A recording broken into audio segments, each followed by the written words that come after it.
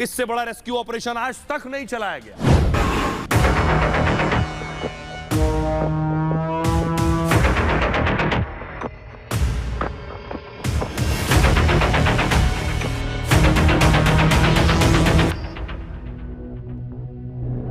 समंदर में 5 अरबपतियों की मौत हो गई। कल ऐसी आशंका जताई जा रही थी कि ऐसा हो सकता है 1 2 3 4 5 ये 5 लोग जो इस सबमरीन में गए थे। ये देख रहे हैं कुछ इस तरह से इस सबमरीन में जाने का तरीका था।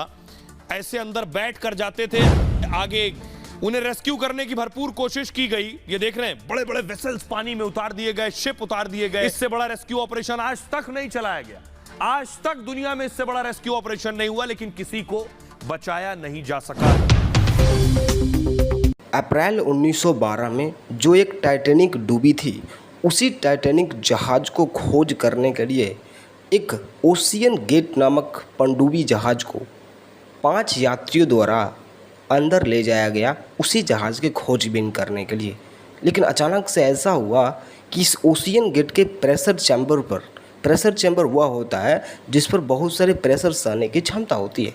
लेकिन जैसे ही ये ओशियन गेट बहुत अंदर गया, मतलब कि जो पहले के टाइटैनिक थे उसके करीब 500 मीटर की दूरी पर इसके प्रेशर चैम्बर पर इतना प्रेशर पड़ा कि एकदम से विस्फोट कर गया और ओशियन गेट टाइटैनिक जहाज़ पूरी तरीके से फट गया और इसमें उपस्थित 5 यात्री जो 5 अरबपति थे, उनकी मौके पर ही मृत्यु हो गई। यह घटना वाकई सभी देशों के लिए दिल दहला देने वाला है। पहले वाले टाइटैनिक जहाज़ जो थी वो समुद्र में करीब 3800 मीटर नीचे है, अगर फीट में देखोगे तो 13,000 फीट नीचे। उसी के खोज के लिए इस टाइटैनिक पनडुब्बी जहाज़ को भेजा गया, लेकिन उससे 500 मीटर की दूरी पर ही ये पूरी तरीके से ब्लास्ट कर गया, फट गया। इस पनडुब्बी जहाज़ के पानी में जाने के 1 घंटा 45 मिनट बाद ही अमेरिकी नौसेना को यह संदेह हुआ कि यह ब्लास्ट हो चुका है, विस्फोट हो चुका है, क्योंकि इसका ऊपर से कनेक्शन ही टूट गया।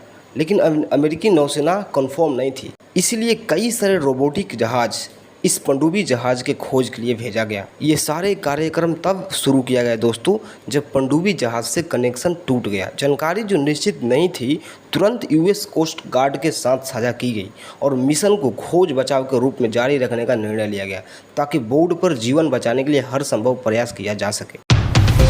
लेकिन दुर्भाग्यवश दोस्तों किसी की भी जान इनमें से नहीं बचाई जा सकी। आइए दोस्तों जानते हैं कि कौन से वो 5 लोग थे जो इस पनडुब्बी जहाज़ में बैठे हुए थे।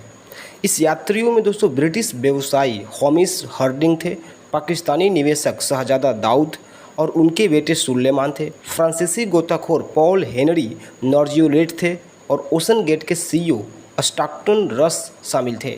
आइए दोस्तों इन लोगों के बारे में थोड़ा डिटेल से समझने की कोशिश करते हैं। हॉमिस हार्डिंग जो थे एक विमानन बिक्री और परामर्श कंपनी एक्शन एविएशन के अध्यक्ष थे। इन्होंने 2 बार गिनीज वर्ल्ड रिकॉर्ड तोड़ा है। 2019 में पृथ्वी के दोनों ध्रुवों यानी नॉर्थ पोल और साउथ पोल के आसपास सबसे तेज उड़ान का गिनीज वर्ल्ड रिकॉर्ड तोड़ दिया था। हार्डिंग ने एक चालक दल के जहाज द्वारा समुद्र की पूरी गहराई पर सबसे लंबी अवधि तक यात्रा करने और समुद्र के सबसे गहरे हिस्से के साथ सबसे लंबी दूरी तय करने के गिनीज विश्व रिकॉर्ड को तोड़ दिया था। लेकिन इस बार दोस्तों उनका किस्मत ने साथ नहीं दिया। दूसरे थे शहजादा दाऊद एक पाकिस्तानी ऊर्जा निवेश कंपनी एंग्रो और एक निवेश और होल्डिंग्स फर्म दाऊद हरक्यूलियस कॉर्प का उपाध्यक्ष हैं। उन्हें कपड़ा, उर्वरक, खाद्य पदार्थ और ऊर्जा जैसे उद्योगों की कंपनियों में विलय और अधिग्रहण में विशेषज्ञता हासिल थी। इसके अतिरिक्त उन्होंने सेटी यानी SETI इंस्टीट्यूट, एक नासा वित्त पोषित गैर लाभकारी संस्था जो अलौकिक अनुसंधान के लिए समर्पित है, और प्रिंस चार्ल्स की चैरिटी प्रिंस ट्रस्ट इंटरनेशनल सहित विभिन्न बोर्डों में काम किया है। तीसरे हैं उनके बेटे सुलेमान दाऊद जो अभी कॉलेज छात्र हैं, सिर्फ 19 साल के ही हैं।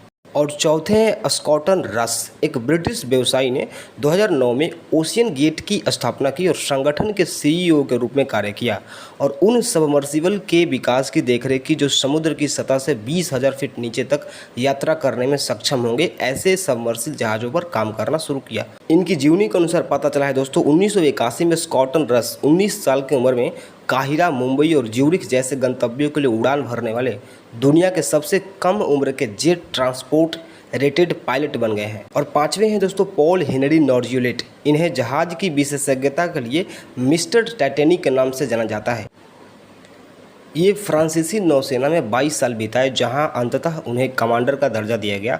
वह 1986 में नौसेना से सेवानिवृत्त हुए और French institute for research and exploitation of the sea में 2 गहरे समुद्र की पनडुब्बियों का निरीक्षण किया। उनकी जीवनी के अनुसार वहां रहते हुए उन्होंने 1987 में टाइटैनिक के मलबे के लिए पहली रिकवरी डाइव का नेतृत्व भी किया था। उन्होंने अपने कैरियर के दौरान टाइटैनिक जहाज के मलबे के लिए एक पनडुब्बी में 37 गोता लगाए और पतवार के 20 टन के खंड सहित इसकी 5000 कलाकृतियों की पुनर्प्राप्ति का पर्यवेक्षण किया। नर्जुलेट का जन्म फ्रांस के सैमनिक्स में हुआ था, लेकिन 16 साल की उम्र में फ्रांस लौटने से पहले वह अपने परिवार के साथ 13 साल तक अफ्रीका में ही बिताए।